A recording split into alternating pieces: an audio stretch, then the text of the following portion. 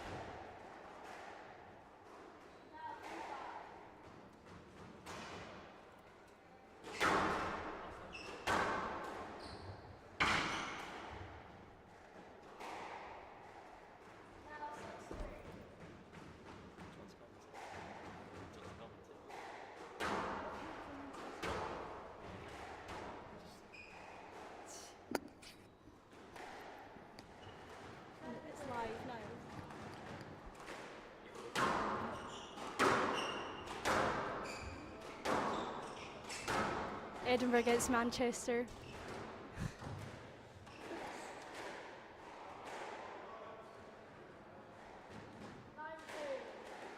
9-2 to Lauren. Great shot.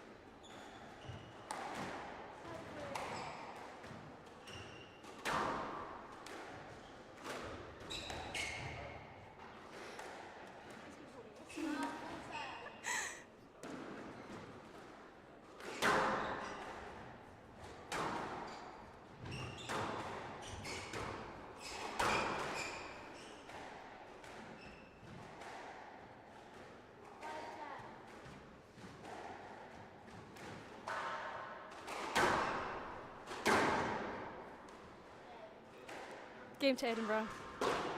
1-love.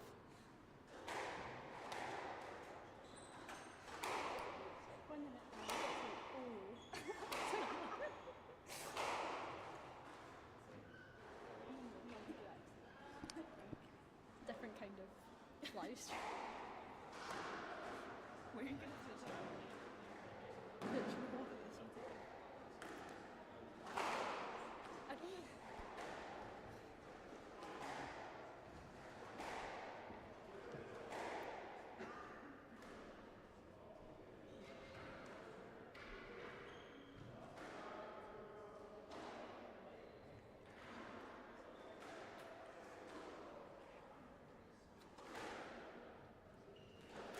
We've got 6 watchers.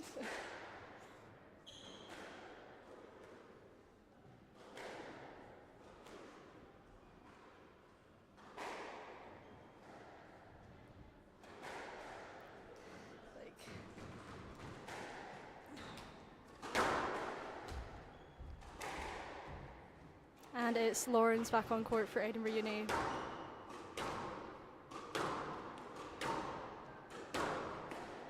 Playing against her home city, Manchester.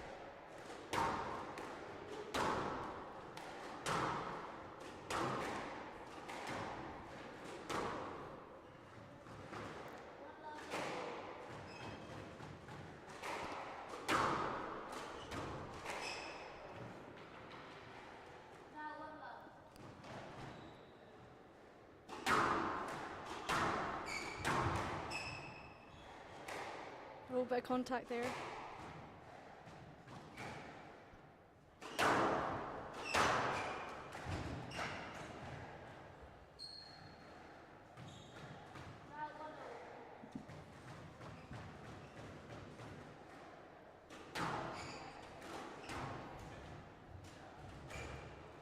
Lovely boast that I think might have been meant to be a drop.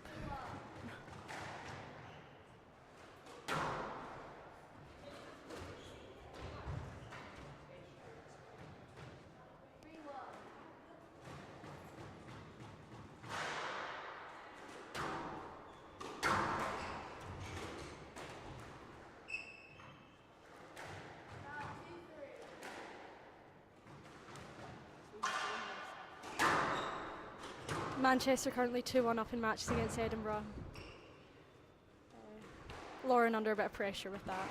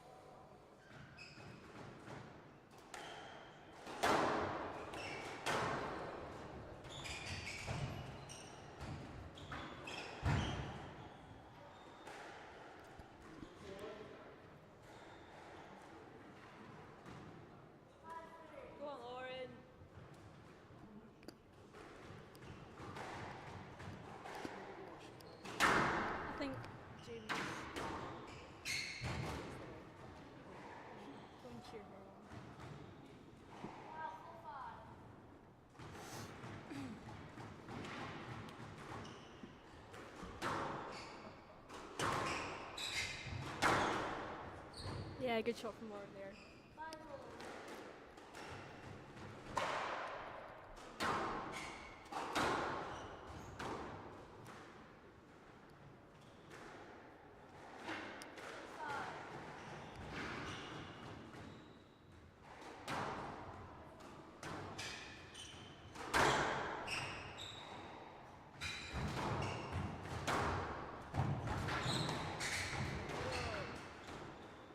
Good finish.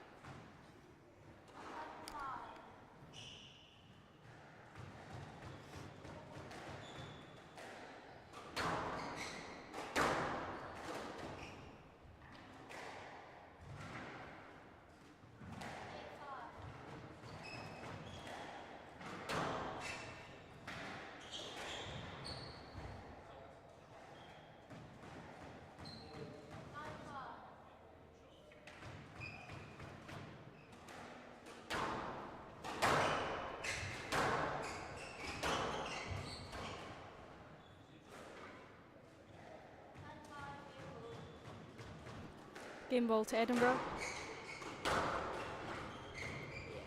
2-0.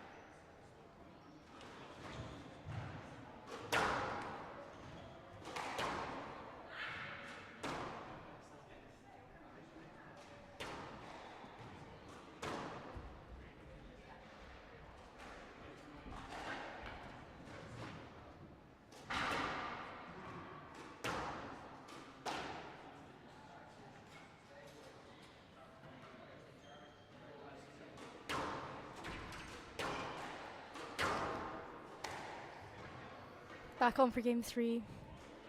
Edinburgh leads 2 games to love.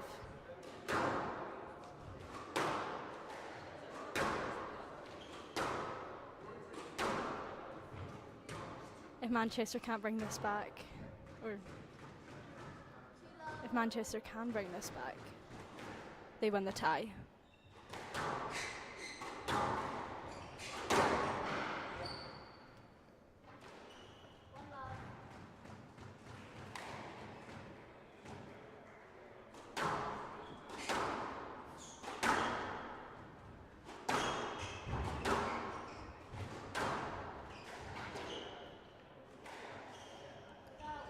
But Laura knows what's at stake here, so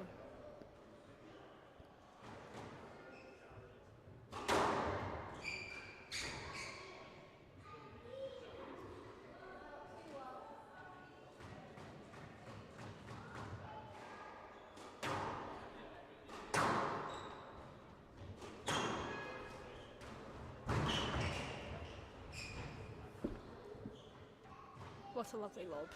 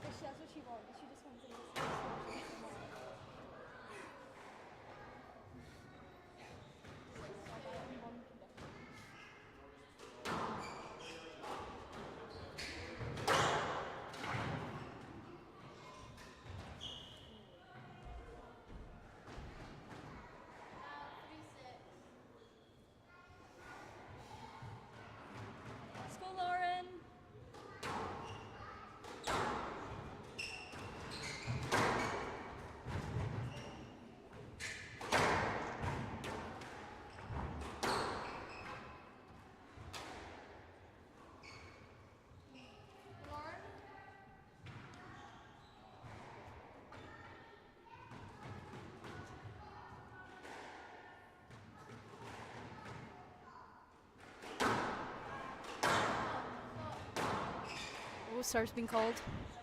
Sorry, your serve is down. Our serve is down.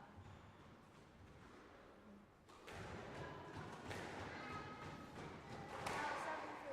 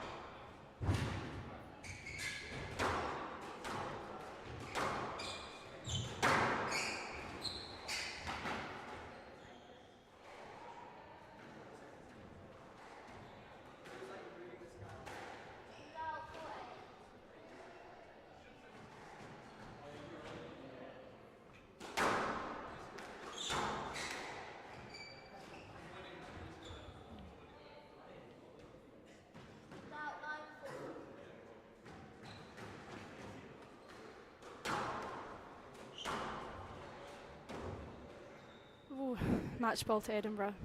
You see the passion in Lauren's eyes. She loves her team.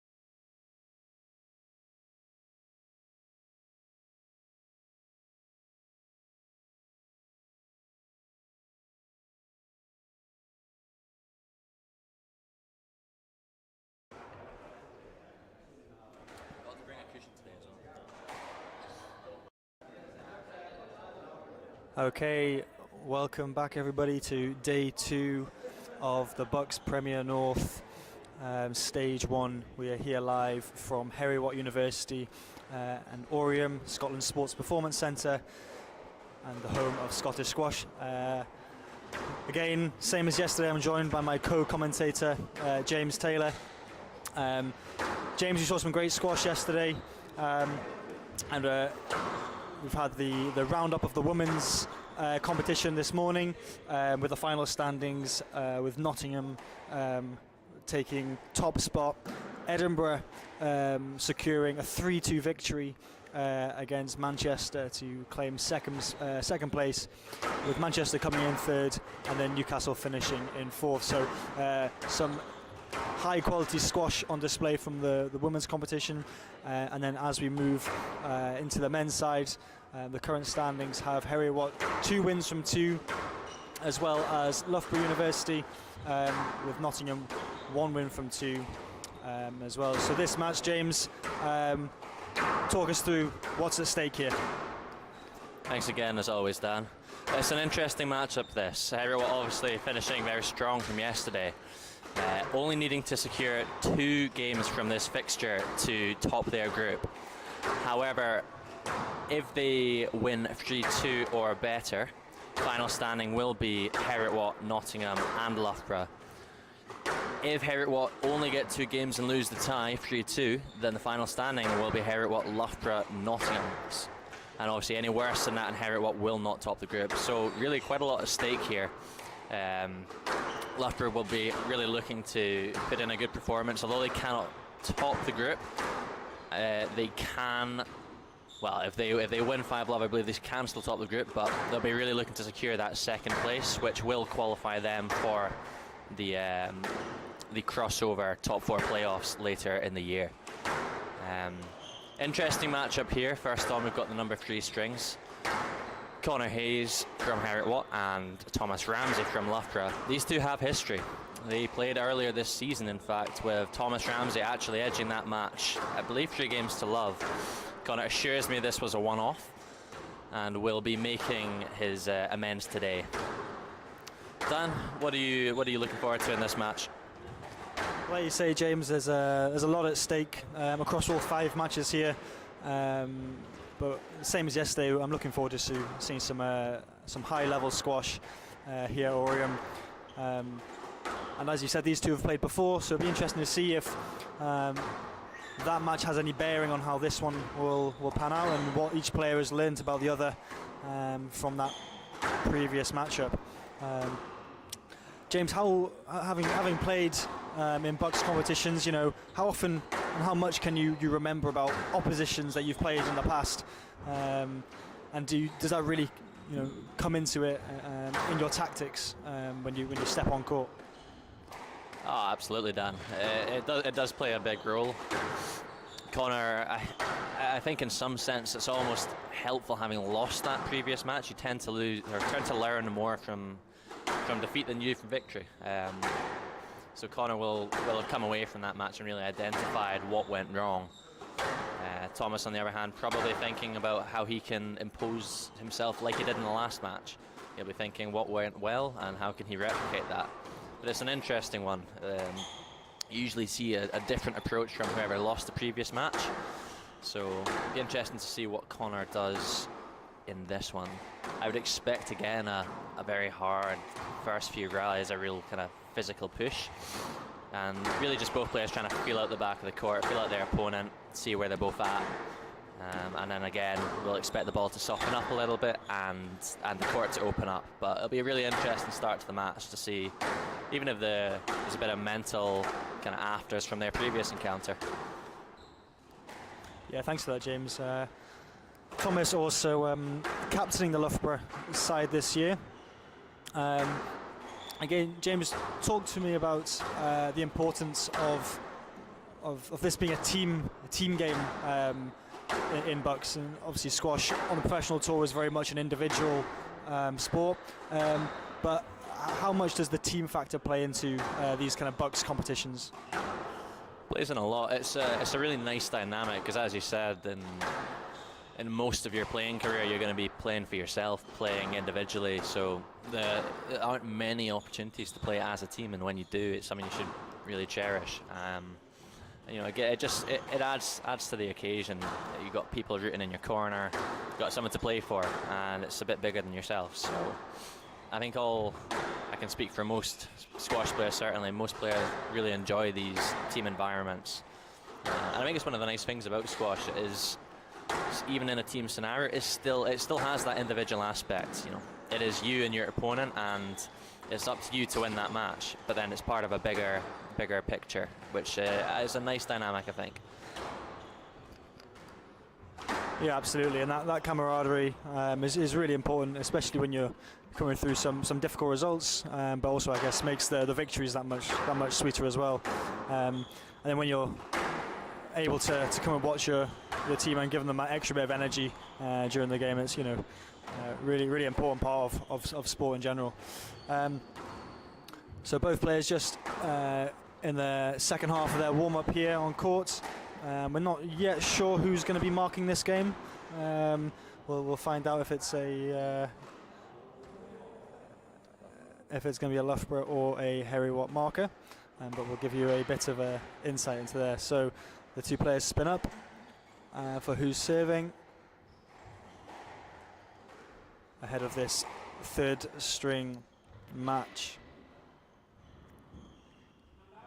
So James, how difficult is it to have these kind of events where you're playing over multiple days, multiple matches on a day? Is this something you guys are used to, and it's what you kind of train for, or these weekends where you've got plenty of matches across the weekend? Is that a bit different to how you would normally compete? To an extent, yes, but also it's something the players will be familiar with. It's the classic setup where, you know, for most tournaments, certainly at in the local level to the kind of national level, you do tend to see this format of kind of 3-4 matches in the same weekend. When you kind of get up into the PSA level events, like some of those professional ones, tends to be one match a day, which is a luxury. But these guys are all used to this format, used to playing back-to-back matches in the same weekend. It's hard, it's physical. You'll tend to see some sore bodies and pain faces on the Sunday of these events, but I think having only had the 2 matches yesterday and this today, both players will be feeling physically up for it. And again, it's the last match of the competition, so there's no need to save yourself. They'll both leave everything on court here, and I'm sure they both refueled really well after yesterday, got their sleep, so they'll be ready. Thanks for that, James. Yeah, we're just waiting for a marker to step forward, and it looks like we have Heriot Watt's Andrew Glenn taking up the pen for this one. So expect some interesting calls, shall we say.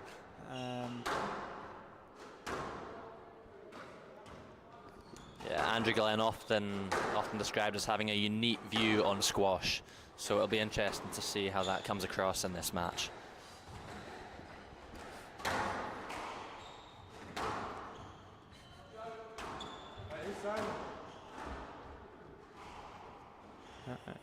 The marker just asking who is serving, with Connor Hayes to kick us off here in this first match.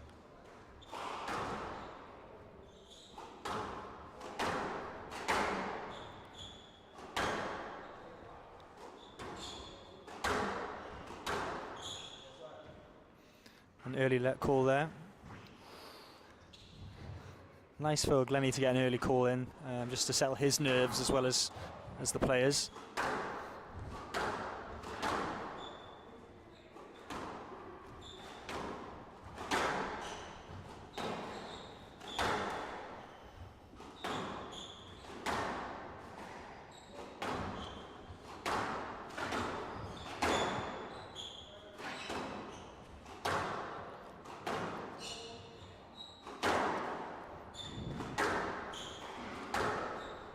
Nice opening rally.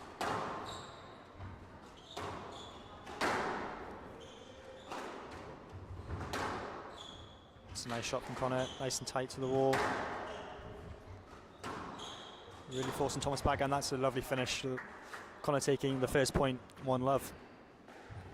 Yeah, excellent finish there from Connor. It's nice to get a nice early shot like that, just to settle the nerves and build that confidence. That's another good finish from Connor. Great finish from Connor. And just a quick one for everybody on B-Reel. B-Reel has gone off again, so don't miss that.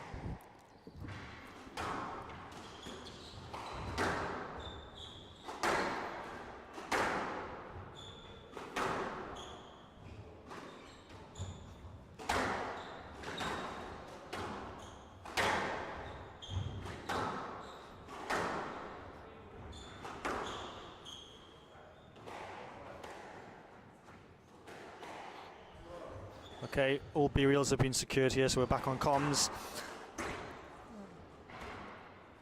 Connor taking a nearly 3-love lead here.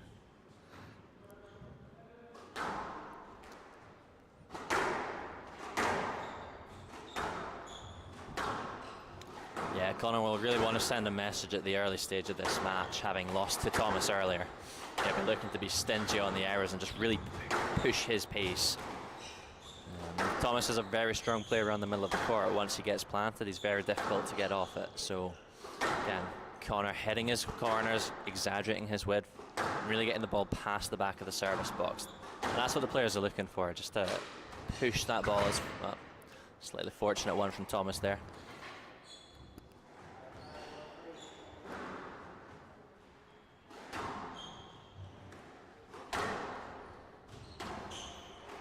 So same as yesterday, 2 matches going on at the same time here. We have obviously Heriot Watt versus Loughborough on this court, and on the other court we have Newcastle versus Nottingham.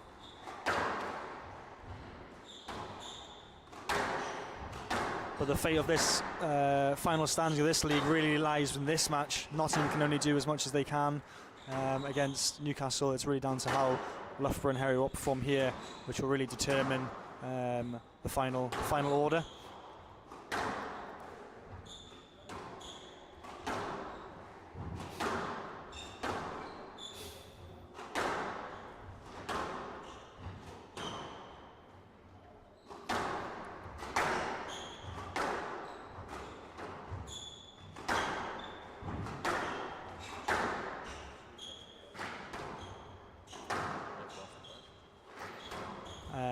And same as yesterday, with 2 games going on within the same match. So on court number 3 next to us, we have the 5th strings taking place, with Loughborough taking an early 1-love lead in that match there.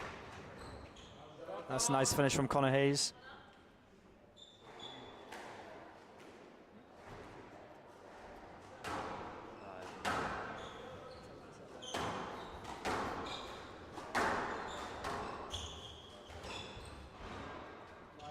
And just clipping the top of the tin. Oh no, it didn't. 5-2 to Connor. I thought that nicked the top of the tin there, but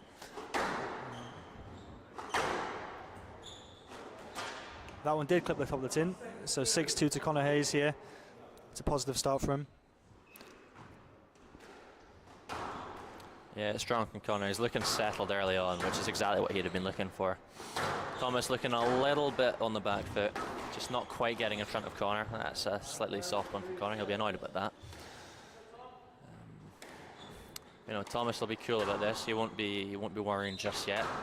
He'll probably look to settle these rallies just a little bit more, find his length consistently, and then push up that court. Obviously, it's always important to start well, but as we saw yesterday, squash is very much a game of momentum. So if Thomas can string together a few points here, he's absolutely not out of this game by any means.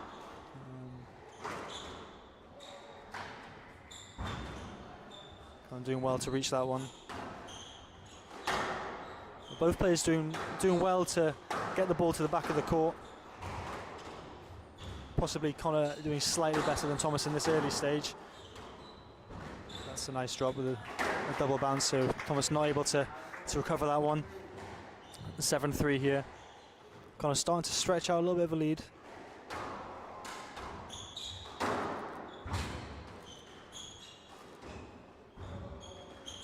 Oh, he's guessed correctly. And Connor not able to retrieve that, so that's a good guess from Thomas and goes the right way.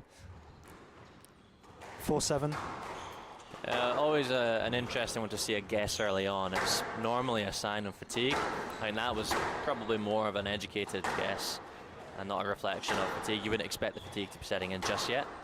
But Connor will have noted that, and he'll be careful to keep the ball out of that area again. As you see here, what you see often in high-level squash is a lot of rallying down that backhand side. Both players really jockeying for that T position where they can dominate that middle. But, it's a typical pattern of play in squash. You know, consistent line and length down the backhand. Both players trying to squeeze a loose ball off their opponent, and then off that you'll tend to see the attack.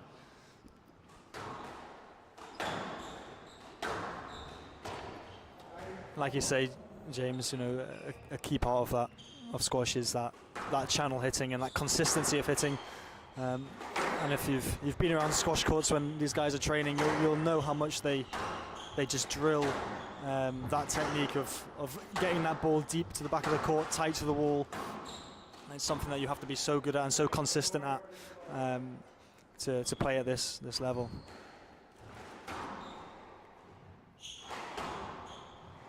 So I believe the score is 9-4 here. The marker not doing the best job of saying out loud what the score is. Oh no, it's 10-4. That was a game ball. Sorry about that. So James, the first game, obviously a crucial game in any match. Give us a quick summary on that and what both coaches will be saying to their players right now. Yeah, it was an excellent first game from Heriot Watt's stand of things. Connor really pushing that pace and just dominating the middle of the court. You can see that's his clear intent to play at a high pace, trying to stretch Thomas out.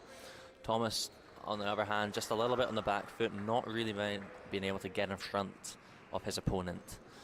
I think in terms of what both players will be saying, or both coaches will be saying to the players, see at the front there you can see Kylie coaching Connor. I think she'll be saying broadly more of the same.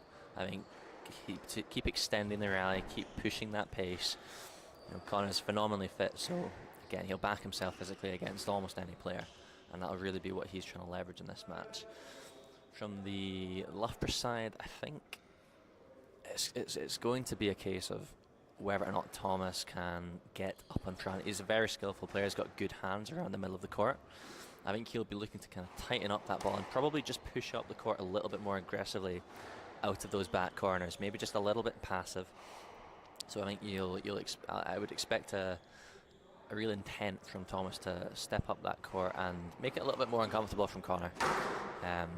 This is a sort of consistent pace that Connor drives on, so maybe a little bit of hold, a little bit to disrupt Connor. But it'll be interesting to see. I could be wrong, so. Thanks for the insight there, James. Yeah, really interesting to hear.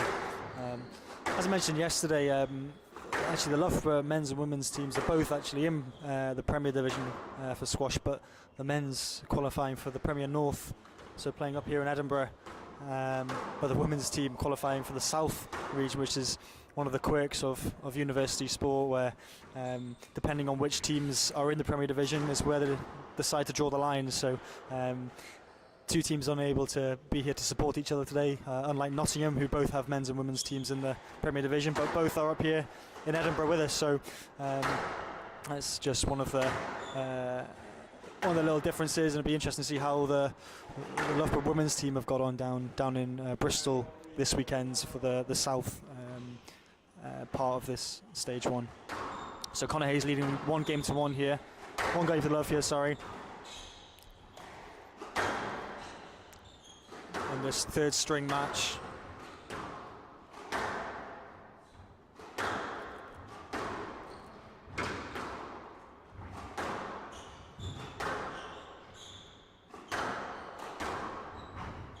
It's a good pick up there from Connor.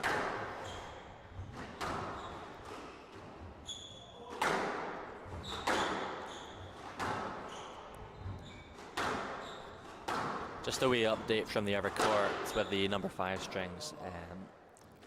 Heriot Watt currently down 1-2 love. Second game is locked in at around 7-all, so Still everything to play for in that match. See if Anoop can respond. Of course, anyone wanting to watch that second court, I believe there is a stream on the Heriot Watt Instagram page. That's the Heriot Watt Squash Cup Instagram.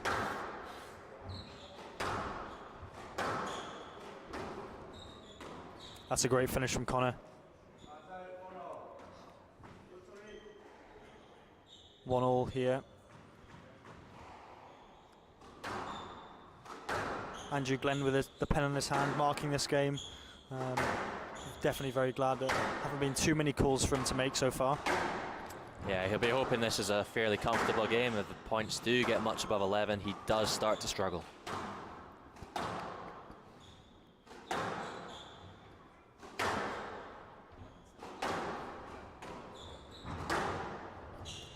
Just confirmation from the second court that Loughborough have gone 2 games to level up. So Connor will be really looking to put his side back in level pegging. Thanks for that, James. And just in case you joined us a little bit later, this match really crucial for the overall standings, and with Heriot Watt needing to secure at least 2 of these matches to finish in top spot. So Connor on first here could get the team halfway there, and Loughborough also with lots to play for, and they themselves could finish at top if they reduce Heriot Watt to less than 2. Now, it's early days in this 2-3, but Dan, have you noticed any significant changes from either Thomas or Connor going into the second game? You really tested me here, James, and how much I've been actually focusing on the squash. Well, the pace seems to have picked up slightly. I thought in the first couple of rallies there, Thomas was really looking to volley a little bit more, and kind of take that pace up and give Connor less time to get to the tee. So, you know, was that right? Is that the right answer? Have I done well? And you've hit the nail on the head there, Dan. You can see a real intent from Thomas to push up that court and get in that volley. A lot quicker and sharper coming out of those back corners, and really starting to look for that volley, look for that attack around the mid-court. You can see a lot more, it's not the correct term, but I guess possession of that middle of the court. And it's usually a big indicator of who is winning the match. You want to be spending as much time as possible in that central position. Thanks for that insight there, James. So another big rally here in the second.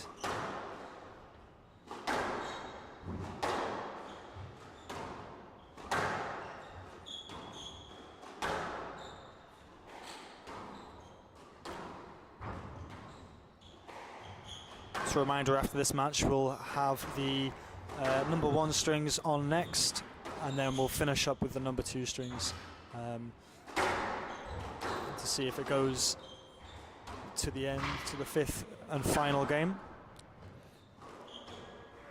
That's a good finish there from Connor. Connor stretching out his lead to 4-2 now.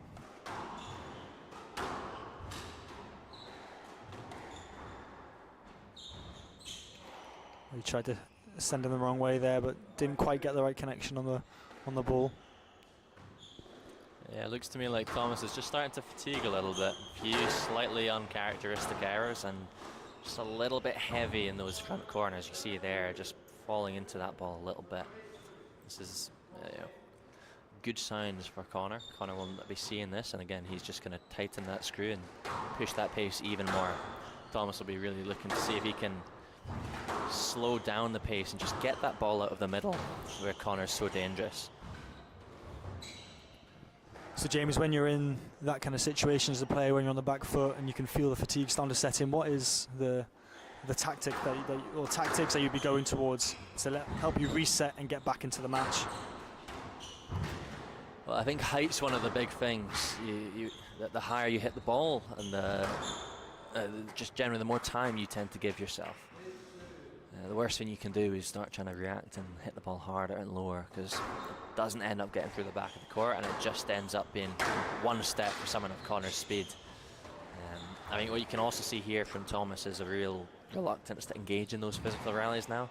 He's starting to shoot a lot earlier, chances are, and while occasionally that's going to pay off, it's not encouraging signs for him, and clear signs of fatigue.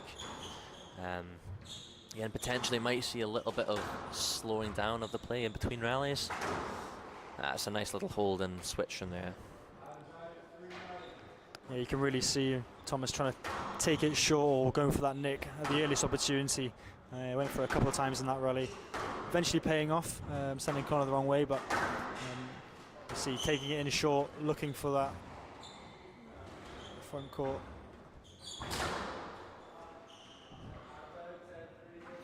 So Connor with 7 game balls now, 10-3 up.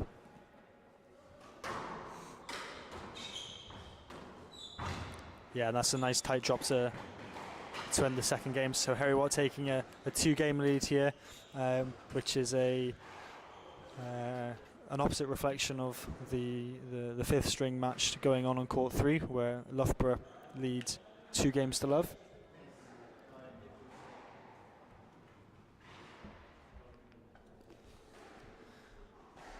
So again, thanks for joining us here at Heriot Watt University for this second day of the BUCS Premier North Stage 1. As I said, the women's competition was wrapped up this morning with Nottingham taking top spot, winning all 3 of their matches, with Edinburgh University clinching a second place finish with a 3-2 victory against University of Manchester. So a good result for University of Edinburgh, a very comfortable set of results for University of Nottingham yesterday and this morning. But we might have an update from court 3.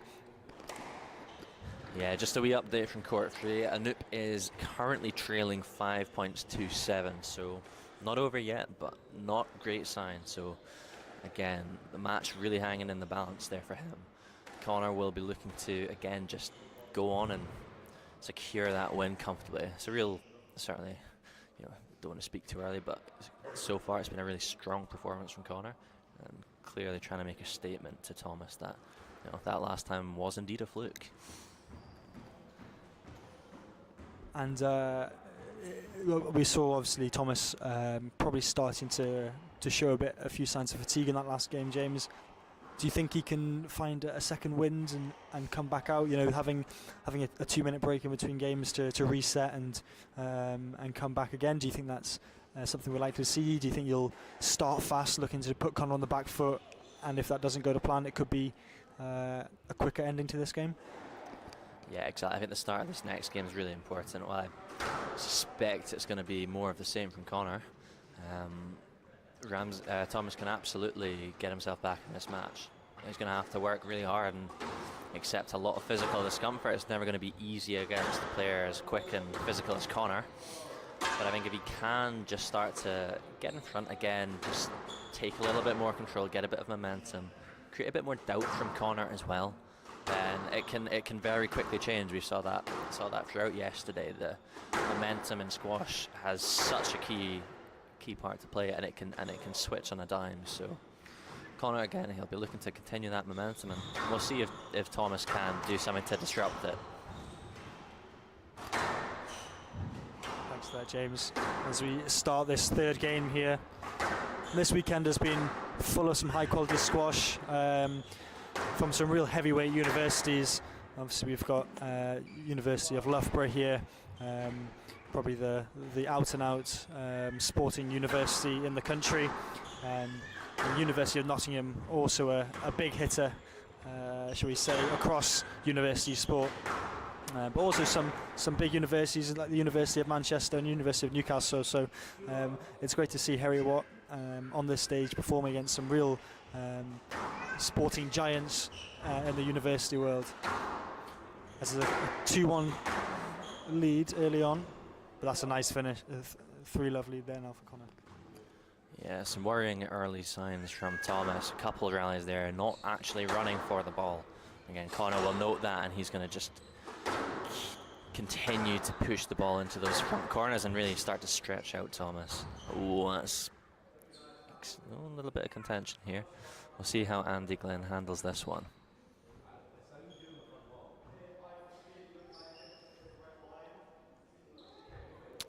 Thomas, alleging that the ball did hit the tin. Connor happy to play a let. That's helpful. Andy Glenn looked unsure, so it's good of Connor to help his teammate out there. Yeah, might need to get a towel for Andy Glenn there. Looks like he's sweating quite a bit now.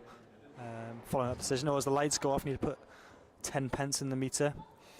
That should give us enough. There it is. Someone's obviously got the coins out, ready to go.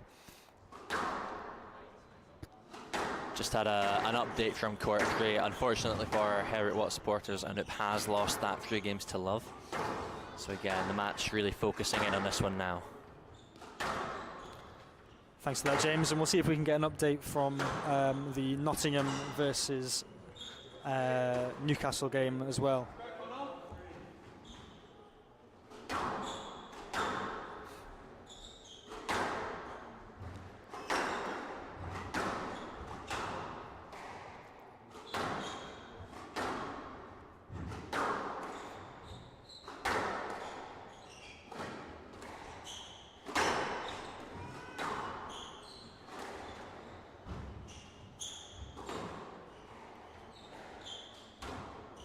That's a nice finish there from Thomas.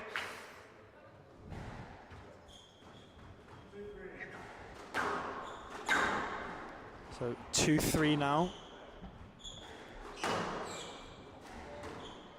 It's a good get from Connor. Doesn't quite connect with the second shot there. 3-all. Just an update from the other fixture going on, Nottingham versus Newcastle. Currently, Nottingham are 4 games to love up, looking like they're going to complete the clean sweep, taking a 5-love victory over Newcastle. Thanks, James. Like I say, it's this fixture between Heriot Watt and Loughborough that is really going to decide the final standings of this match, with Heriot Watt closing out an impressive 4-1 victory yesterday against University of Nottingham. No let decision given by Andrew Glenn. Connor not too impressed with that one, James. What are your thoughts? This may surprise everybody, but I am going to side of Andy Glenn there. I think at the end of the day, it was a poor shot from Connor. Thomas did take his space, as he's entitled to do. I think the shot as well, dying in the back of the corner. Yeah, Andy Glenn managing to get one right, so he'll be pleased with that performance. Something to... Yeah, it's good again to sell Andy Glenn's nerves once again with that previous let call.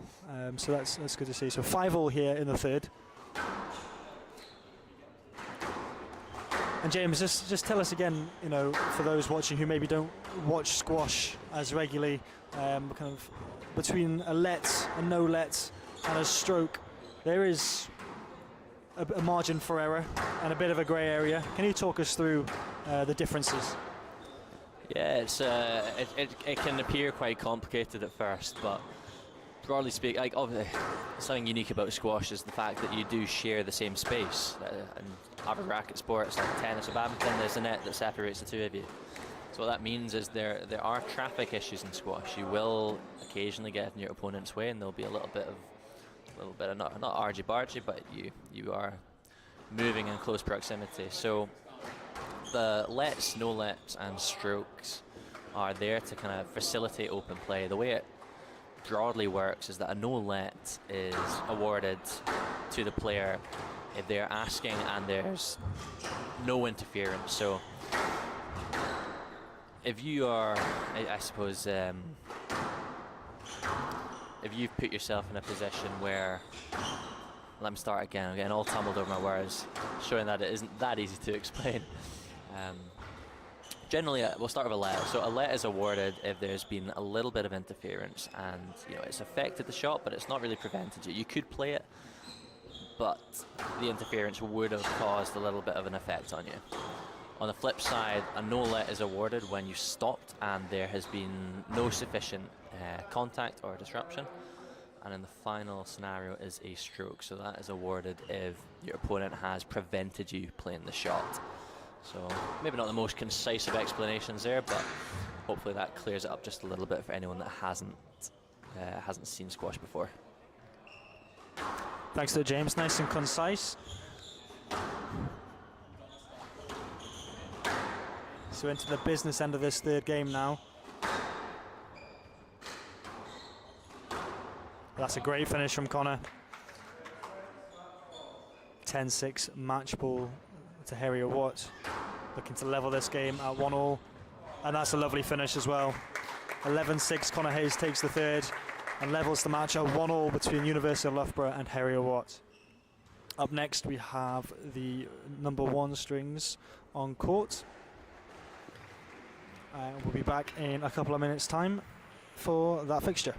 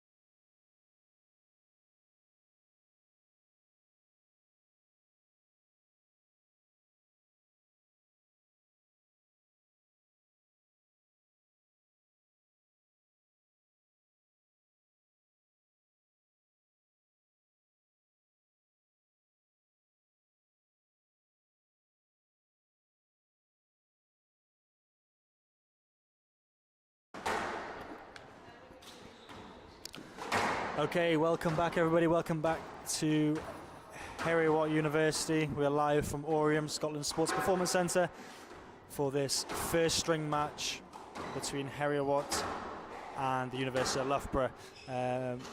For the University of Loughborough in the African Violet, we have Caleb Boy, ranked just outside the top 500 in the world, James, taking on world number 20, Greg Lobban.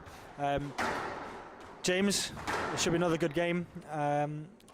Give us some thoughts on what to expect to see from this game. Yeah, it's going to be another entertaining match. Obviously, Greg needs no introduction. 20 in the world, phenomenally talented athlete and skillful player. Caleb Boy, I've seen him play a few times. As Dan mentioned, ranked around about 500 in the world. Hasn't played in many professional events, so that ranking probably isn't reflective of his ability, as we saw yesterday with the Nottingham player. Caleb is very physical player. He's got a lot of power, so you're going to see a lot of really hard hitting. Also very athletic. I'd expect some dynamic movement, some excellent retrievals.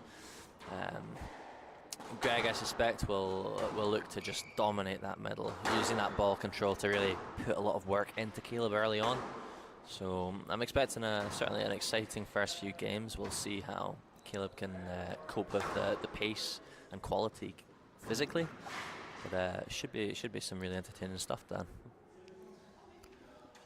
Thanks, James. Yeah, as the two players spin up there for service, it looks like Greg might have won that, so he'll be serving first.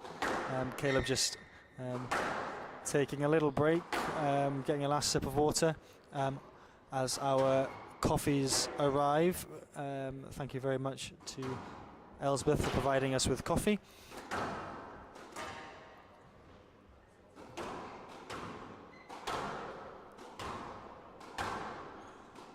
Thank you very much. We're looking for a marker for this game still. Andrew Glenn's done a runner. Wants absolutely nothing to do with this one. So we'll see who gets the job of doing this one. As James, as you probably heard from the difficulty James had in explaining a stroke, a let and a no let, it's an uncomfortable place to be in the marking chair, James, and so if you can avoid it, you absolutely do. You know, if that means you're going for a little wander and stretching your legs elsewhere, or you find yourself accidentally in the showers after avoiding doing the marking, then that's absolutely what you do. Isn't that right, James? Well, it certainly sounds like you're speaking from experience there, Dan. Dan, of course, no stranger to avoiding his marking duties. Just to kind of frame this match again in a wider fixture, it's an important one for Heriot Watt and for Loughborough. Greg will be looking to secure that top place in the standings of the group. All we need is one more win. Caleb, of course, going to be looking to cause a real upset. If he can cause an upset, that's a massive swing in the fixture. So, yeah, game kicking off now, and we'll see how it pans out. Yeah, absolutely. It's really important for the context of this Stage 1 Premier North League standings. We have got another righty-lefty matchup here, James. And again, talk to us about the challenges that facing a left-handed player can bring. Yeah, it's sometimes a bit of an uncomfortable matchup for the right-handed player. Obviously, very few left-handed players, and so don't tend to get much experience of playing them. As I think we mentioned in the previous match, a lot of squashes kind of jockeying for position down that backhand wall, the left side. When you're playing against a lefty, that suddenly switches the play onto their forehand, and so it's actually quite risky, or not risky as such, but it's lefty is generally renowned for having a very strong forehand, slightly weaker backhand. So what you might see is a real effort from Greg to switch that play onto Caleb's backhand, the right side. So yeah, it's an interesting challenge. Greg will be no stranger to playing lefties, so probably not something he'll consider too much. Thanks for that, James. Yeah, really interesting insight. As the game has started off quickly as 2-all.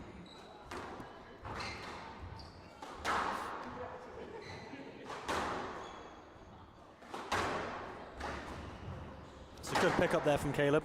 I can't quite get that one. That's a great cross-court finish from Greg. Right into that back corner.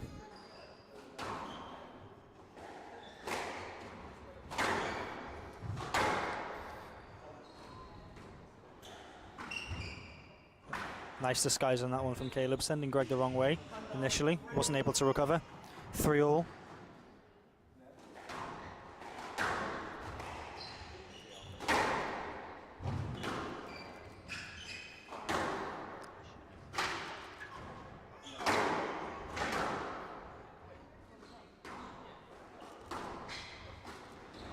That's a lovely finish from Greg. That's a great touch. 4-3 up now.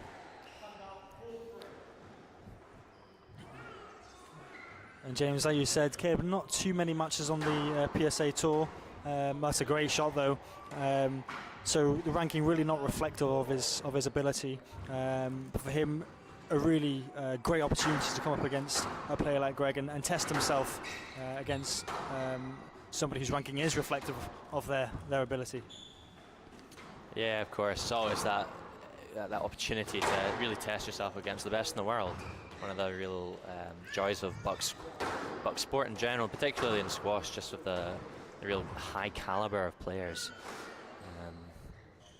It's an interesting one as well from Caleb's standpoint. He'll probably have watched Greg play on YouTube, on Squash TV many times, so he'll have an understanding of how Greg plays. Greg, on the other hand, probably won't know or have seen Caleb play much before, so always a little bit of an unknown for that higher ranked player playing someone a little bit lower ranked.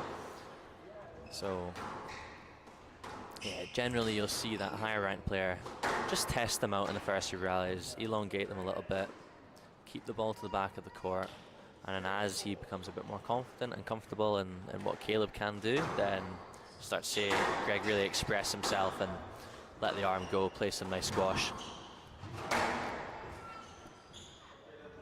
That's a great shot there from Caleb. And yeah, we saw that yesterday actually when Greg played Abdullah from University of Nottingham, as he serves out of court there, Caleb, which is a cardinal sin of squash.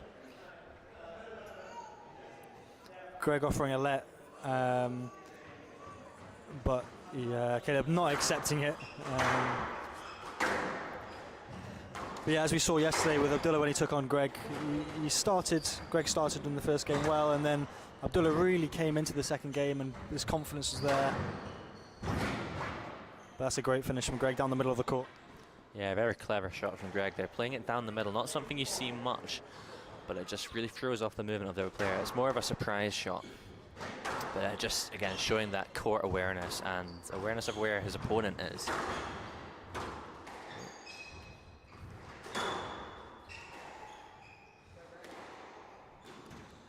You say it's a common shot, a shot you don't often see, James.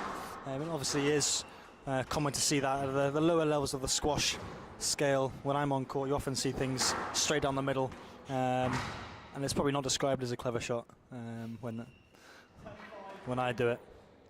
So Greg with 5 game balls, 10-5 now. But he's managed to save one. He was staying with Greg pretty well up until about 4-5. And Greg just opening up a few quick points. And there's the game as it goes into the netting above the top of the court. So Greg takes the first game 10-6. James, quick summary of that game there? Yeah, it was quite a comfortable first game for Greg in the end. As you often see, the first few rallies generally quite closely contended, but a more experienced player, as in typical fashion, just extending that lead, and as the physicality starts to creep in, just pulling ahead on that scoreboard around about that kind of 3-all, 5-all point. Caleb will be a bit disappointed the way that ended. A few fairly easy mistakes, certainly for his level serving out. He will not be happy with that. He'll be looking to come back on, make a little bit more of an inroad, try and get back in the game a little bit, make Greg think twice, just make him question himself a little bit. Greg, on the other hand, he's going to look to do more of the same, just push up that court, dominate that middle, and really get Caleb doing a lot of work. Something just for the viewers to pay attention to is just the kind of length of time both players are spending on the tee. As you'll probably observe, Greg spending a lot of time around that middle of the court, really controlling that middle, and Caleb doing a lot more work than Greg. And that's why you expect the momentum to really switch around that midpoint as you know, Caleb can survive that for some length of time, but eventually doing all the extra work, it does eat into your legs. Doesn't matter how fit you are. If you're doing more work than your opponent, it is going to add up over the duration of the game. Yeah, absolutely, and we saw that yesterday. That Abdullah just came on court and really tried to unsettle Greg, and it kind of starts a bit. But there's a fine balance between trying to force those shots and actually avoiding those mistakes that really shorten the rallies. Just a quick update from the other courts. Nottingham versus Newcastle finished 5-0 to the University of Nottingham. So they've done well to bounce back from yesterday's 4-1 defeat yesterday afternoon. And on the other court within this game, Heriot Watt are 1 down, and that's a great start from Caleb. 1-0 down, so Loughborough leading in that game in the 3rd string match.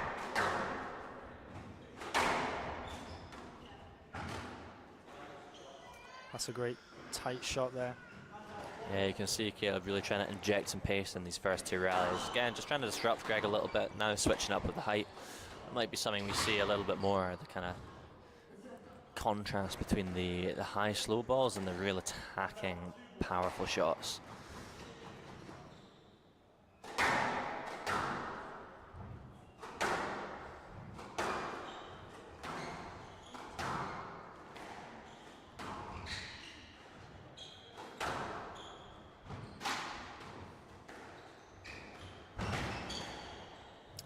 Just the ball sailing out of court there from Caleb. You can see though a real intent to use a little bit more height, defend a little bit more smart.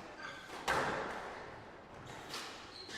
again, you can see Greg just squeezing Caleb with those tight balls down the backhand, doing so much more work. Ball just bouncing twice, very honest from Caleb. Yeah, Greg not looking too worried by the early injection of pace from Caleb.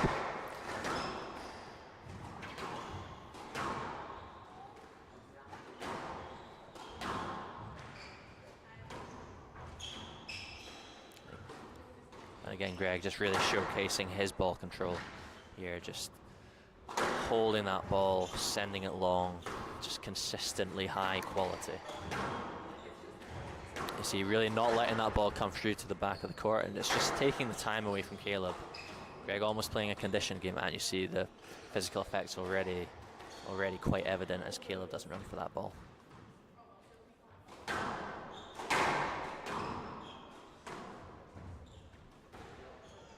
Another excellent finish there from Greg, just tidying up that loose shot from Caleb.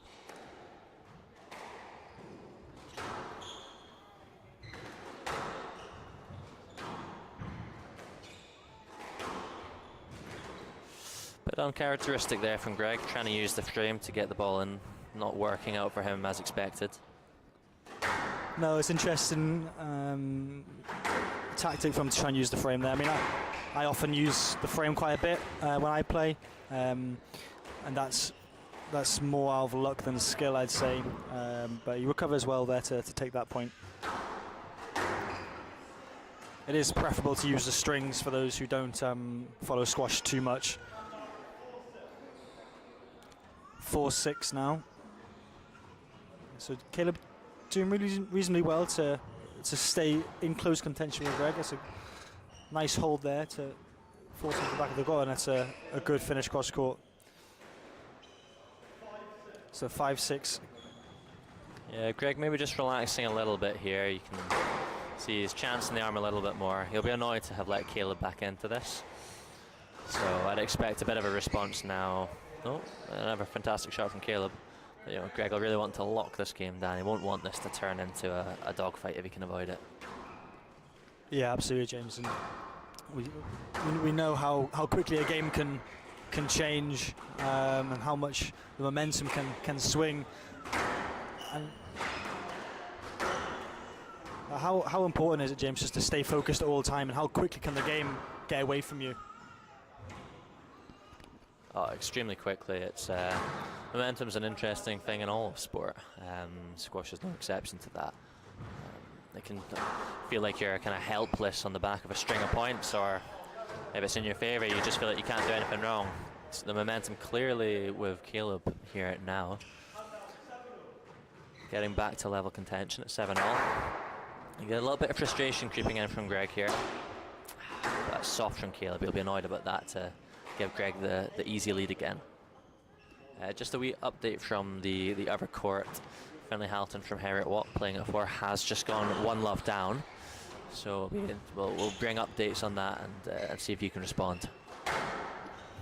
Thanks for that, James. Yeah, and again, it just shows these guys at this top level, if you're not 100% in your game and if you lose focus, even for a minute, you can really suffer the consequences of that, as Caleb seems to be trying to end these rallies very quickly. And Greg managing to clear up there with a 10-7 lead with the game ball in the second tier. That's a lovely finish though from Caleb. Nice backhand drop to the front court. So 8-10 here, 2 game balls remaining, 1 saved already. But that's a nice finish from Greg. Okay, so second game taken by Heriot Watt. James, a little bit of fatigue coming in there for Caleb? Yeah, I think absolutely, Dan. You can really see that at the end. Quite a few balls he's not running for, and it's never a good sign at any stage, but especially towards the end of a game. Scoreboard was actually relatively tight. It was 7-all at one point, and it's a little surprising to see. Not so much a lack of effort, because he's obviously working phenomenally hard, but you'd really hope from his side to see that continued movement into the front of the court. But yeah, it's a testament to the work that Greg's put into him. But also, credit to Caleb. He stayed in contention for a really long time during that game, really leaning heavily on the shot play and the racket work. I'd expect probably a little bit more of that as as fatigue creeps in even more. Just chancing that arm, trying to take those chances even when he can. But this again, it's a fine line, as you were saying earlier, Dan. You don't want to be snatching at balls, taking half chances. That's something Greg's doing so well. He's just controlling the ball so well, keeping it out in the middle, that he's getting lots of opportunities, and he doesn't have to take the first one. He can back himself physically and wait for the next one. Yeah, absolutely. And I say he was close all the way up to 7-all there, and then I don't know if it was frustration or that fatigue really set in on Caleb, and he started to try and force the point and take it shorter, quicker in the rallies, rather than building a point and trying to open up those opportunities. Be interesting to see how he would reflect back on that game as potentially an opportunity for him to take something off Greg. And here we go, third game here, Greg serving.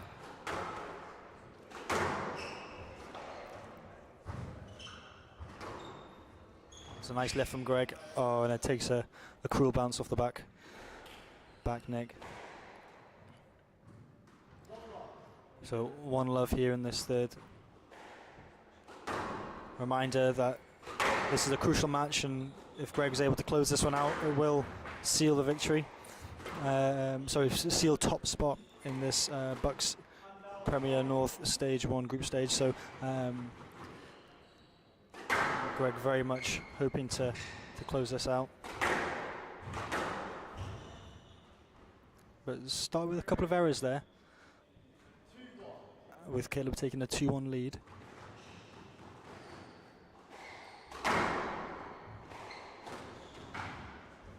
That's a very comfortable shot there from Greg, and Caleb not really getting close to that one, really showing the amount of work that's been put into those legs.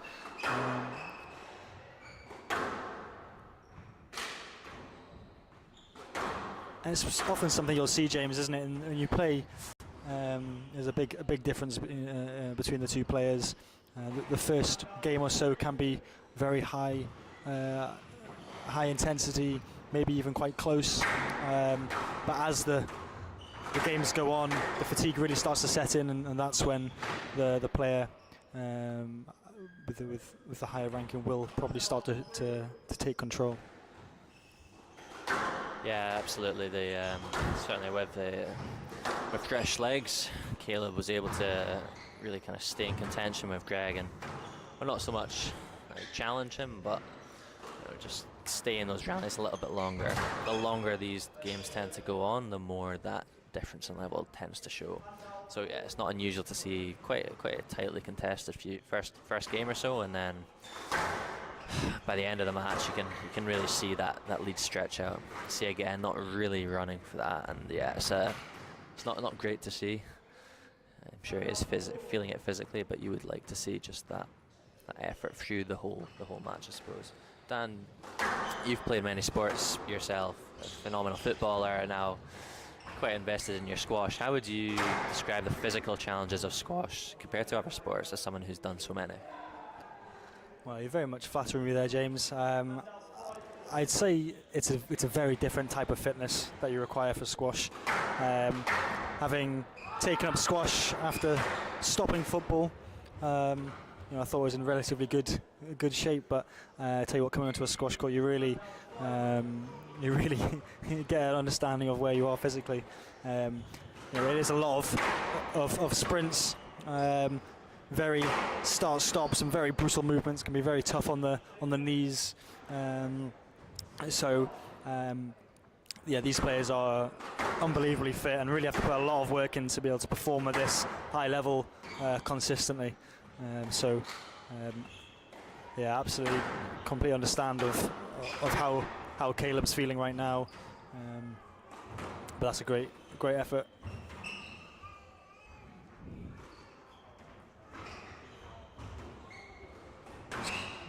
Both players going front corner to back corner, and that's a nice finish. So as it's 6-all here in the third, so Caleb doing well to stay with Greg.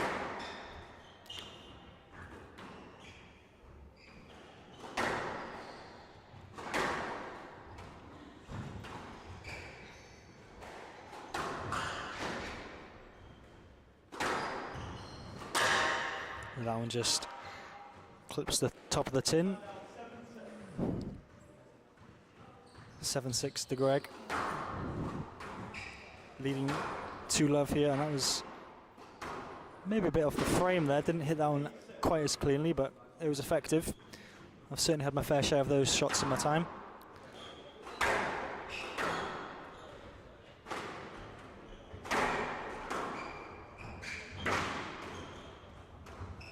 Greg putting some real effort into to retrieve those two balls from back right to front left.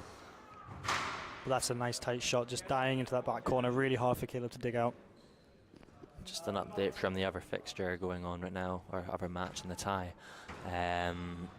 3-love to Loughborough in quite convincing fashion. 5-3 and 1 in the final game against Finlay Halton. So didn't see that. I'm not sure if there was any physical issues or if it was just credit to his opponent, but again, just highlighting the importance of this match. And as we go 10-7 match ball up, looking like Greg will level the playing field. What that does do is gives us an exciting finale to this tie. Absolutely.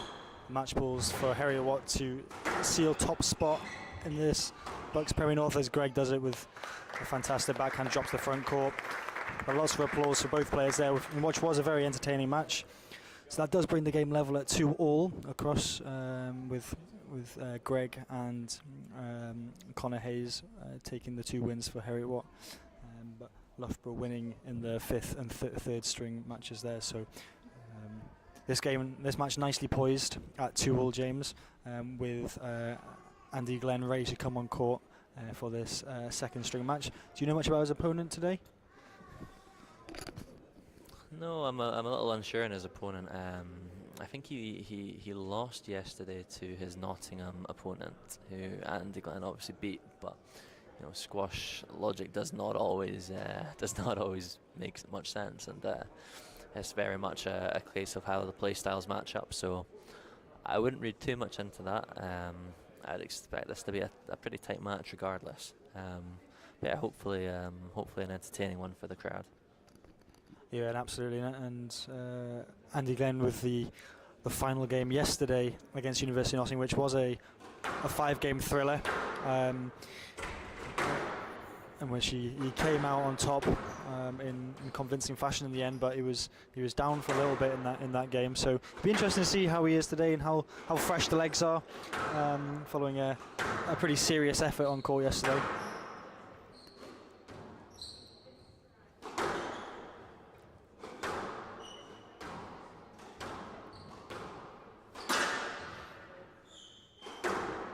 So this game is still important for University of Loughborough and Heriot Watt. Obviously, you'll decide who actually wins the tie overall. But with Heriot Watt having secured top spot in the group, this is more for second place for Loughborough.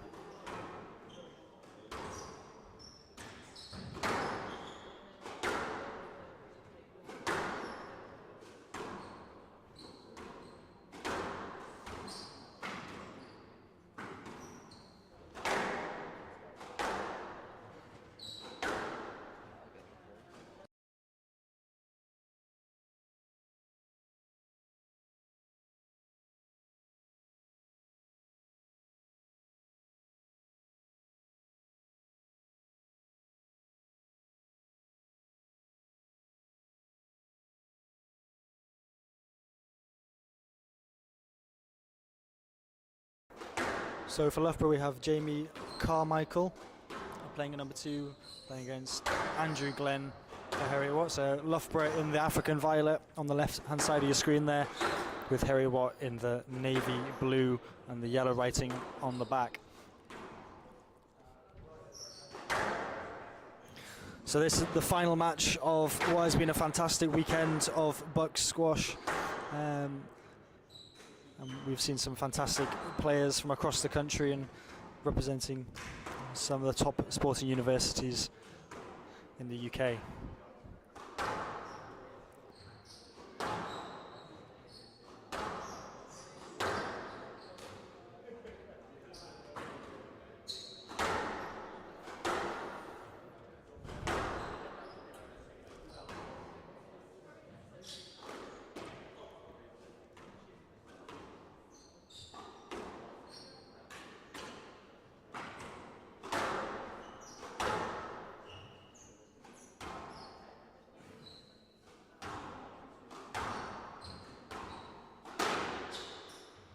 Both players just going through their warm-ups now. Always important to get a feel for the court. This court being a glass-fronted court plays very differently to a traditional court. So it's really important for both players to get a feel for how the ball is coming off the court and the speeds that it's coming off at. And also the temperature of the court will vary.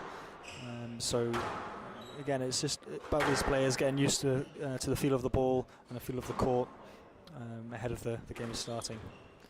They both take it in turns warming up on each side to work on the forehand and backhand to make sure they're ready for the game. The marker will normally call half time for them to switch over. James, as I say, we've just come into the final match of this weekend of BUCS squash. Any standouts for you over the weekend? There's been so many good matches through the whole weekend. I think one of the important ones was probably a Newt playing yesterday, winning at 5 against Nottingham, really kind of securing that tie. I think certainly from a home advantage that was excellent result. I think more broadly in terms of most entertaining matches, I think the number 1 string yesterday with Greg and Abdullah Aisha was phenomenal squash. Still one match to go, so let me hold off on my final answer until the end of this one.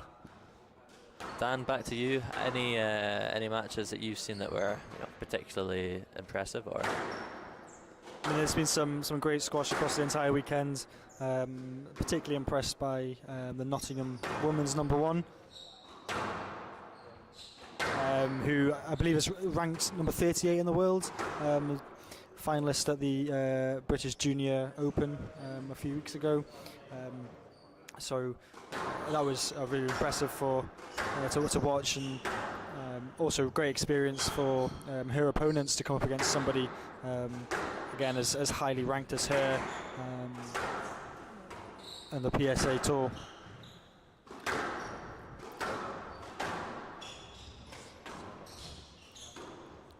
Yeah, so that player from Nottingham I talked about is Salma El Tayab, world number 38. So really impressive squash to watch as this game starts. And Andrew Glenn just spearing that into the front left corner, taking a 1-love lead.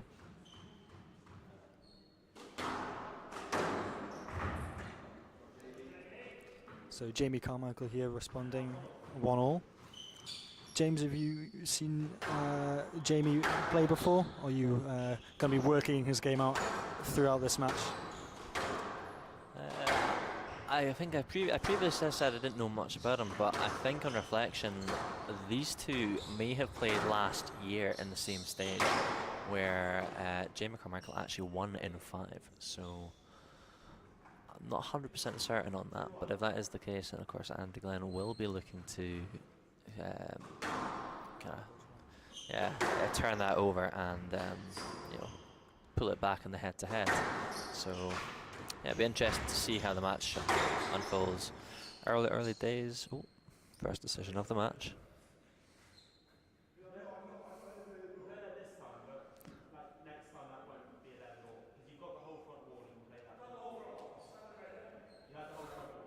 Andrew Glenn again expressing his unique view on squash, not quite in line with the marker. Early days now, but looks pretty tightly contested. In terms of what we're seeing, it looks like Jamie's very strong around the middle of the court. I think both players are going to be jockeying for that middle position. Andy Glenn, having played him a few times myself, is very strong through that middle, and looks to really attack that ball with some really aggressive kills. So I think this match is going to be kind of decided around who can control that middle best. Dan, anything you're seeing early on in this match? No, both players really looking sharp, but again, when the ball's tight to the wall, it is so hard for them to control, and that's probably going to be the key here, is who can be as consistently tight with their shots, giving their opposition no room to play with, and really control and dictate what shots they can play. Let call there, 5-2 the current score.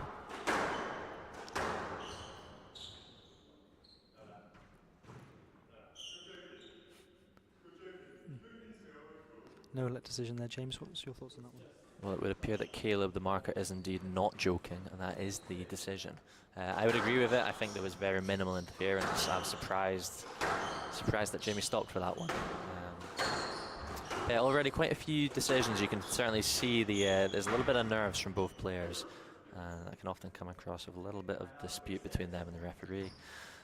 We've been fortunate to see some exceptionally clean squash throughout this entire competition, but it looks like there could be a few more decisions on the way in this match. Yeah, absolutely. Certainly say it's going to be a physical game. Two big athletes here on court. Jamie probably slightly taller of the two, but again, both solid players, a lot of power and a lot of speed around the court. Yeah, you can see there's a lot of physicality, quite a bit of contact coming between the two of them.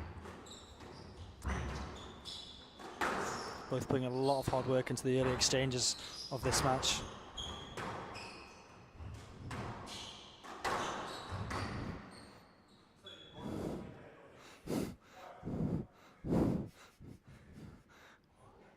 And stroke decision given.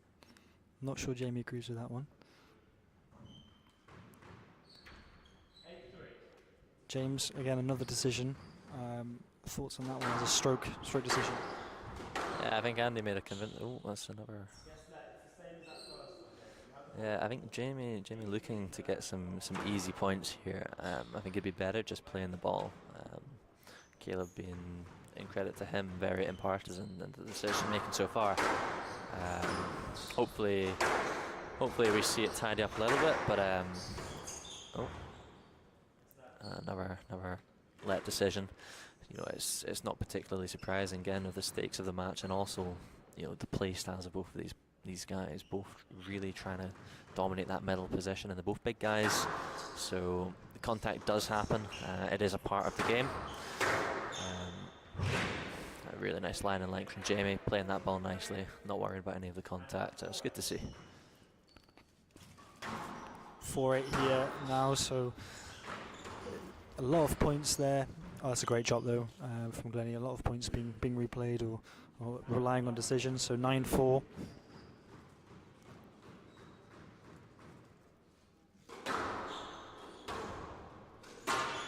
As that one clips top of the tin and flies upwards from Andrew Glenn. 5-9 the score. Andrew Glenn leading here.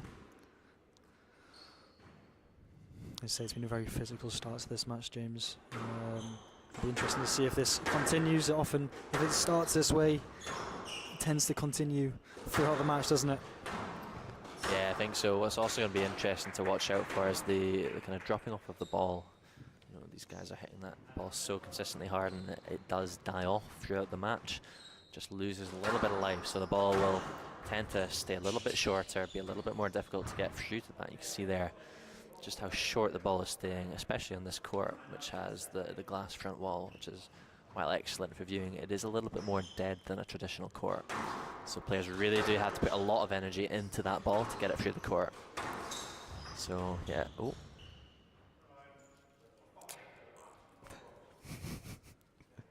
Some colourful language from the Loughborough player.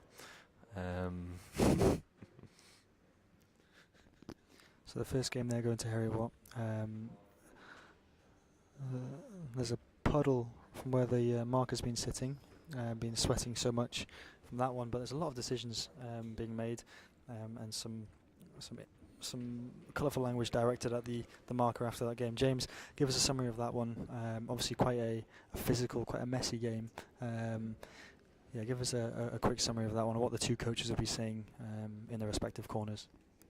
Yeah, quite a scrappy game. That a lot of decisions, a lot of contentious ones at that as well. You know, it's like cold court, dead ball, two players trying to control that middle. It's a part of the game, but yeah, a lot of contact. We'll see if both players can tidy it up a little bit. I'd probably expect more of the same in terms of what both players will be doing. I think for Andrew Glenn, actually doing a pretty good job there. So he'll be looking to kind of just continue and pick up from where he left off. On the other hand, Caleb, apologies there. On the other hand, Caleb will not Caleb. Jamie Carmichael. He'll be really looking to get that ball out of that middle of the court. You know, just leaving it on Andrew's racket a little bit too much. And you know, if you do leave the ball on your opponent's racket with poor shots, there will be contact. You will get shut out, and that's you're entitled to do that to your opponent. So yeah, Jamie will be looking to get the ball out of that middle of the court, find his back corners. Yeah, absolutely, and we have had a change of marker. Given the number of decisions, maybe looking for a more experienced head in the chair there. Again, starting off with some heavy contact, and Andrew Glenn not able to get to that back corner. Oh, but serves out of court. Again, we've seen that twice a day, which is very, very rare to see at this level of squash. Obviously, if you had to come down on a Monday night and watch me play, you'd see that several times a night. So 2-1 here to Andrew Glenn. James, how much can that physicality and that contact become a distraction in the game and take away from actually executing your own game plan? It can play a really big role. Some players can deal with it better than others, but when it does get a little bit scrappy and you're checking hips with each other, it does just put you off a little bit. You know, you've always got that contact in the back of your mind, and if you can't leave it behind when it happened, then it can affect the next shot. On the flip side, just another decision there. Jamie not really clearing the ball, but probably not quite enough effort there from Andrew Glenn. Yeah, some players can really respond well to it. Some players can fire themselves up, and that's a real trait to those players. But it certainly doesn't appear that Jamie is one of those players getting frustrated, and I think it probably is affecting his squash now.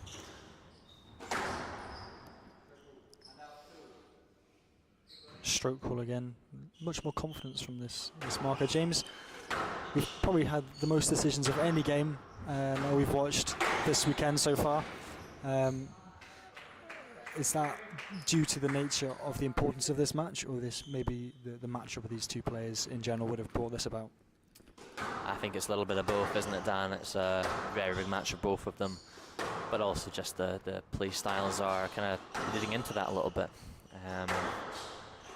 Be interesting to see if the change of marker does anything to kind of calm things down. It's unusual to see a change of marker in the middle of the match.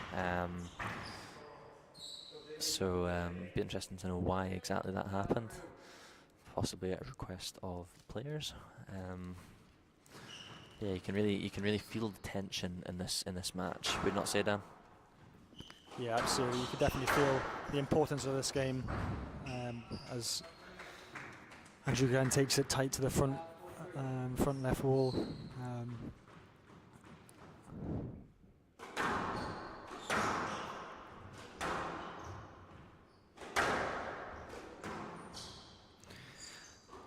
I mean, it certainly is a tactic, James, of certain players on the professional tour to really try and unsettle your opponent and make it as physical as possible. And you know, it certainly is a tactic that does get used. And I guess when you come up with less experienced markers, you know, that can really cause a problem in the game. And whereas a more experienced marker would, you know, call it out straight away. Yeah, unfortunately, it's something you see. There's certain players that are slightly notorious for being a little dirty. Not something you like to see, but it is something that, certainly as a professional player, you do have to be able to deal with. Yeah, a lot of it does come down to the responsibility is ultimately of the players, but I think having a strong ref in those scenarios is equally important. Someone just to make those decisions with a bit of composure and, you know, not let the game get out of hand. And in fairness, the match is cleaning up a little bit now, so it's good to see. Yeah, you're absolutely right. James has cleaned up significantly. But that's a great boast there from Jamie, dying into that front left nick. 4-8 now, though he trails. You can really feel the tension in the room here. Such an important game in the context of this match.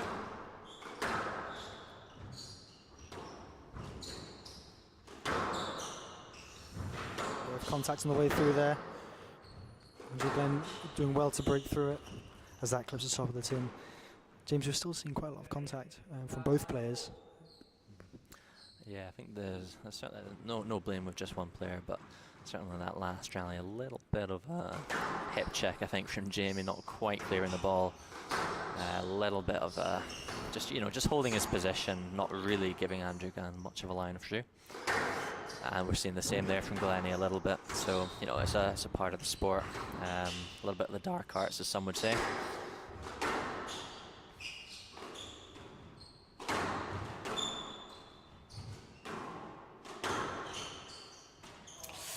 That's a soft one from Andrew. He'll be annoyed about that. You know, really loose shot from Jamie. It would have been something that Andrew would look to capitalise on.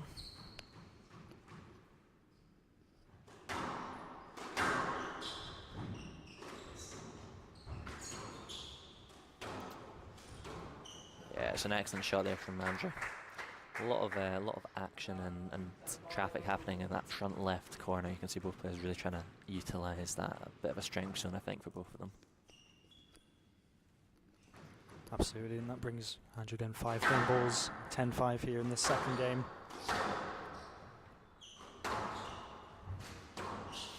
Reminder, the winner of this game will bring victory overall. 6-10, as Jamie saves one of those game balls. This game between Heriot Watt and Loughborough currently tied at 2-2, and will with Heriot Watt 1-love up in this 5th match.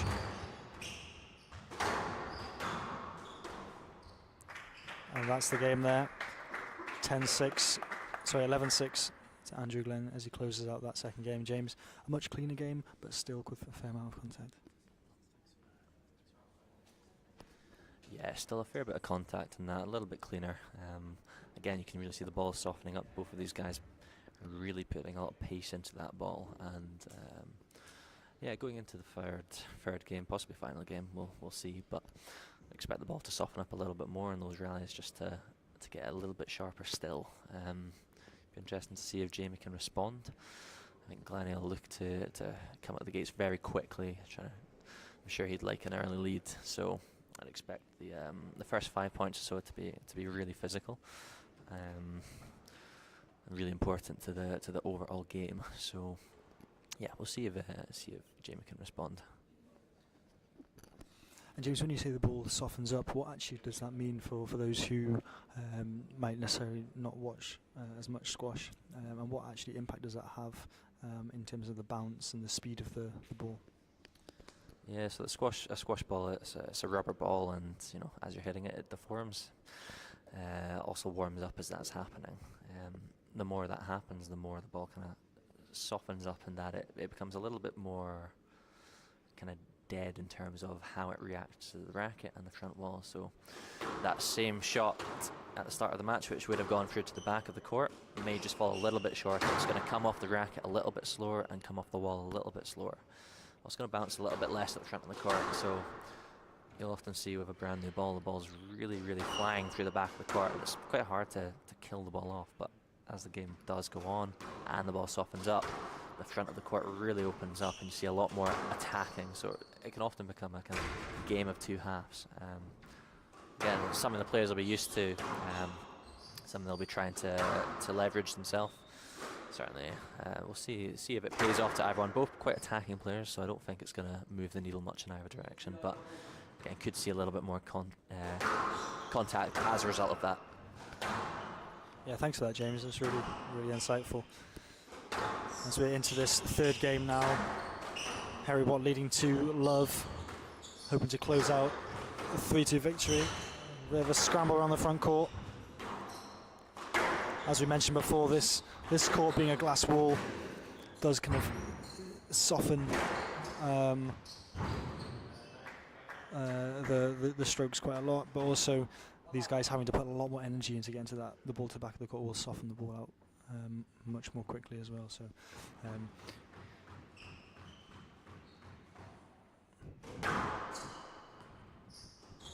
that's a great job there from Jamie. Really good touch. 1-1 now.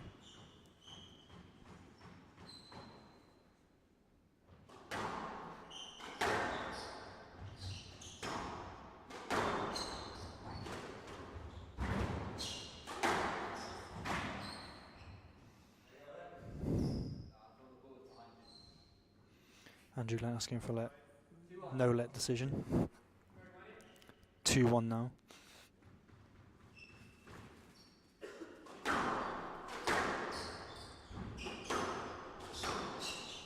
That's a nice finish. 2-all.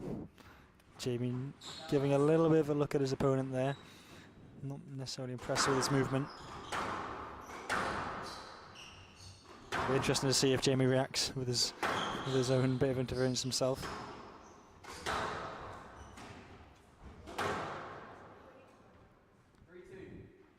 3-2, so Andrew Glenn managing to turn it around, being down 2-1 in this early stages.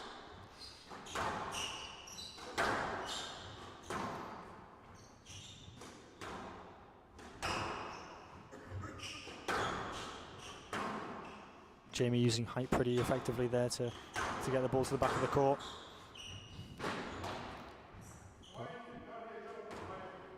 Firing the ball into the tin from the back of the court. 4-2 up now, Andrew Glenn.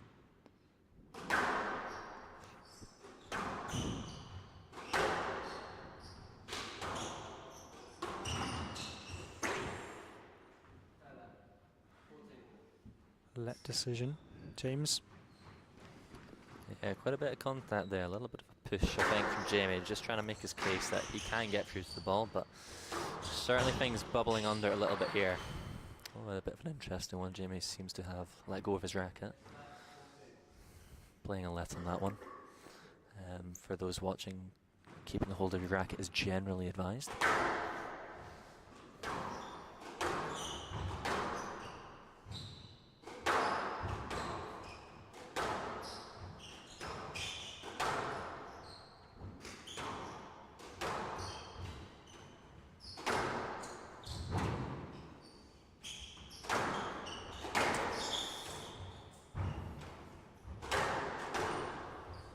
Contact again here.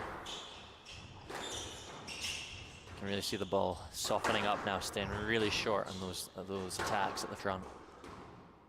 It's a physical rally, this. Yeah, and you can see Jamie really feeling that one there. Taking a bit of a half chance there, not quite executing it properly. You can really see that was quite a tired shot there, and wanting out of that rally, forcing a shot that not necessarily was there to take. Some big efforts being put in, as there have been for the entire game. A little bit of a no-look boast there from Andrew Glenn. Jamie manages to read it.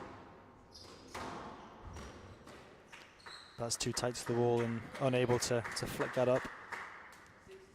6-2 leading now, starting to eke out a little bit of a gap between the two players.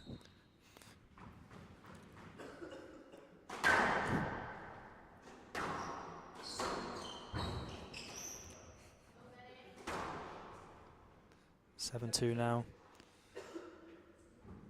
James, is there a bit of fatigue starting to set in, do you think?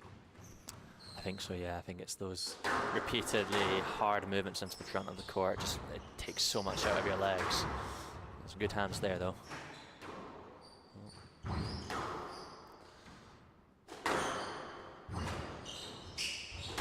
Yeah, you can see Jamie giving up on that one. I think the match is, at this point, all said and done. Yeah, bending over there, you can really see the fatigue and pained expressions on his face. And the Glenn looking quite fresh still.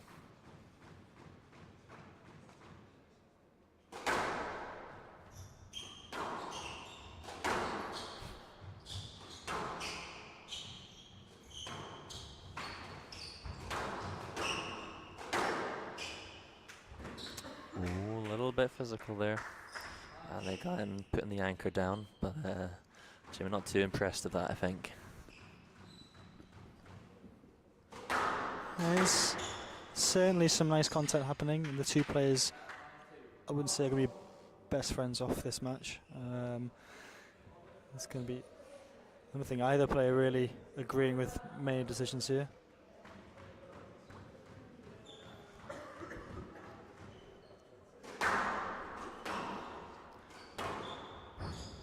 Just clicking on the top of the tin, bringing up match balls. 8 of them, so 10-2.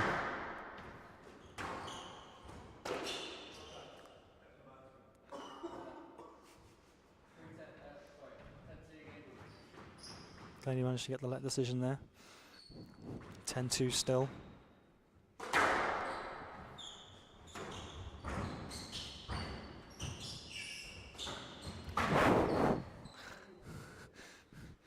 Bit of unnecessary contact there. 3-10. Andrew Glenn taking it like a trooper.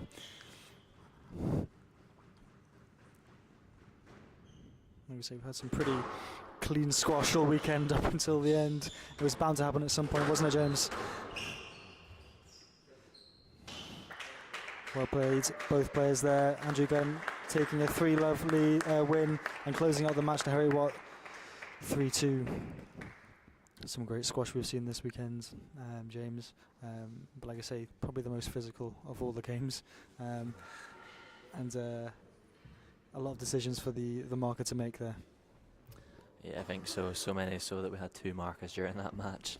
Yeah, well, clean squash is obviously preferred. I think it's, you know, a little bit of a scrappy match. It can be quite entertaining. Yeah, Andy Glenn doing really well to close that out in quite an uncomfortable match. But yeah, that brings to a conclusion the proceedings. Heriot Watt taking that tie 3 games to 2, creating taking the clean sweep, beating Nottingham, Loughborough and Newcastle, and that'll secure them a place in the top 4 playoff later in the year. Dan, any concluding remarks? Yeah, thanks for that, James. So in the women's side, we had the University of Nottingham taking top spot, with Edinburgh University taking the 2nd space. Manchester finishing 3rd, and then Newcastle taking 4th place. In the men's side, we had Heriot Watt taking top spot, with Nottingham finishing 2nd, Loughborough 3rd, and University of Newcastle finishing 4th. So that wraps up our weekend of BUCS Premier North Stage 1 squash. Thank you very much for joining us from Heriot Watt and Oriam. We hope you've enjoyed watching and listening, and hopefully see you again for a stream in the future. Thanks very much.